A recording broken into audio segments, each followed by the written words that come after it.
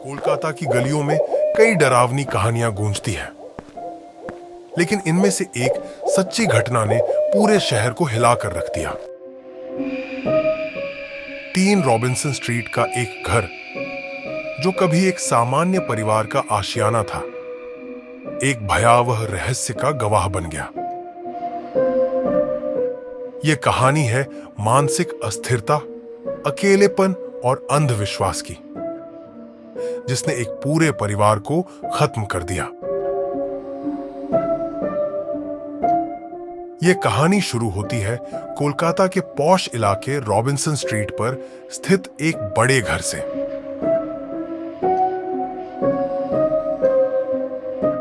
इस घर में 77 वर्षीय जितेंद्र नाथ दे अपने बेटे पार्थ और बेटी देवजानी दे के साथ रहते थे। जितेंद्र एक जाने माने व्यवसायी थे और उनका परिवार संपन्न था। उनकी बेटी देवजानी एक पियानो टीचर थी और बेटा पार्थ भी पढ़ा लिखा और समझदार व्यक्ति माना जाता था। बाहर से देखने पर यह एक आम परिवार जैसा लगता था, लेकिन इस घर के अंदर कुछ ऐसा हो रहा था जो किसी को भी सन्न कर सकता था। साल 2014 में अचानक देवजानी ने खाना पीना छोड़ दिया। परिवार के लोगों ने समझाने की कोशिश की, लेकिन वह कहती थी कि वह आध्यात्मिक रूप से उच्च स्तर पर पहुंच चुकी है और उसे अब सांसारिक चीजों की जरूरत नहीं है। धीरे धीरे उसकी हालत बिगड़ती गई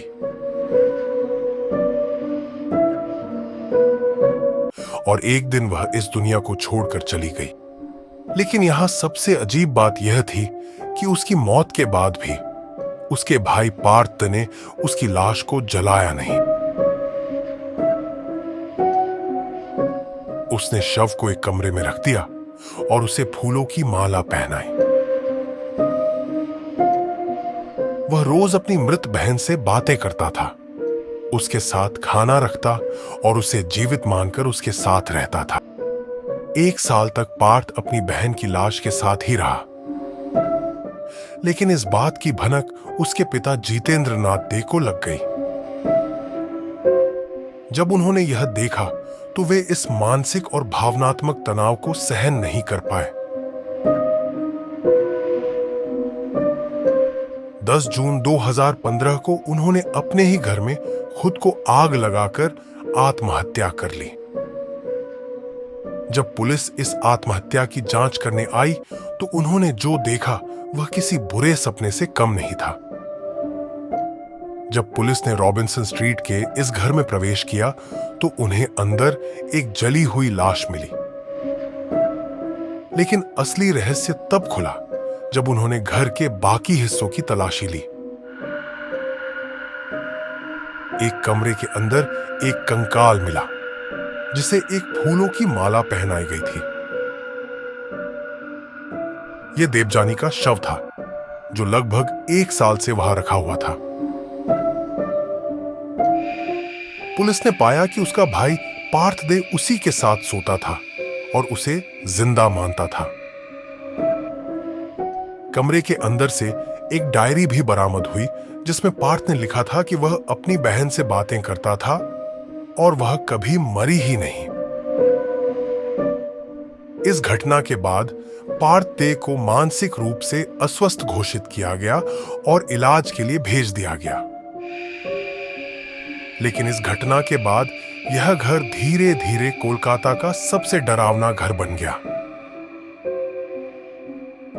लोगों का कहना था कि जब वे इस घर के पास से गुजरते थे तो उन्हें किसी औरत के रोने की आवाजें सुनाई देती थीं।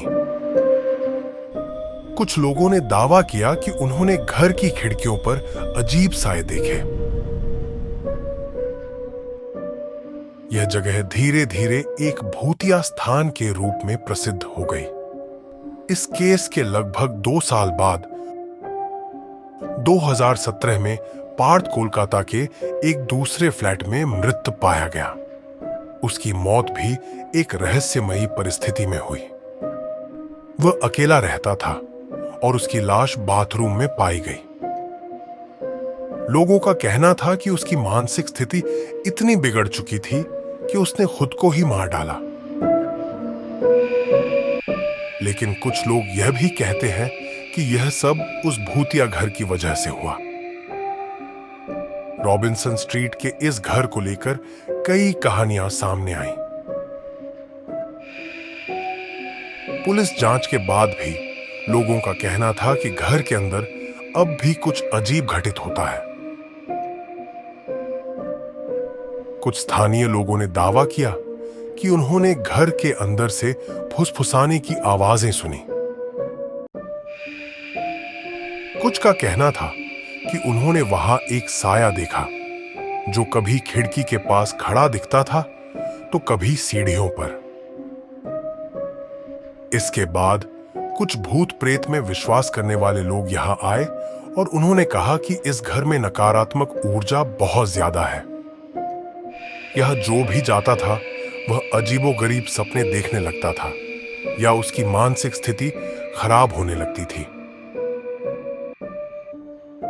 कुछ तांत्रिकों और ओझाओं का कहना था कि देवजानी की आत्मा अब भी इस घर में भटक रही थी। उन्होंने कई बार अनुष्ठान करने की कोशिश की, लेकिन कुछ भी ठोस प्रमाण नहीं मिला। हालांकि यह घर कोलकाता के सबसे डरावने स्थानों में से एक बन गया। आज यह घर वीरान पड़ा हुआ है और इसे बेचने की कई बार कोशिश की गई, लेकिन कोई भी इसमें रहने की हिम्मत नहीं जुटा पाया। जो भी इसमें रहने आया उसने वहां असामान्य घटनाओं का अनुभव किया। यह रहस्य आज भी अनसुलझा है और इस घर को अब भी कोलकाता के सबसे रहस्यमयी और डरावने स्थानों में गिना जाता है। क्या आपको यह कहानी डरावनी लगी?